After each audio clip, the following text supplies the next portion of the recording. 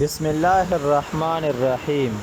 وعن عثمان رضي الله تعالى عنه: هم الدنيا ظلمة في القلب وهم الآخرة نور في القلب.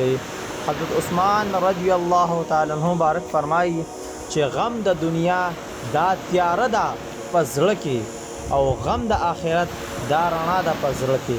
یعنی چې څوک د دنیا غمونه کوي د ده په زړه کې به تیاره وي، او چې څوک د آخرت غم کوي د ده په زړه کې به نور وي نور.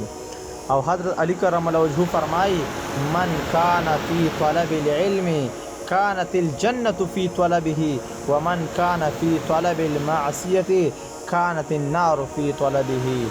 حضرت علی کرم الله وجهه مبارک فرمایي کوم انسان چې د علم په طلب کې وځي نو جنت د ده په طلب کې وي، او کم څوک چې د معصیت د ګناه په طلب کې وي نو اور بیا د ده په طلب کې وي.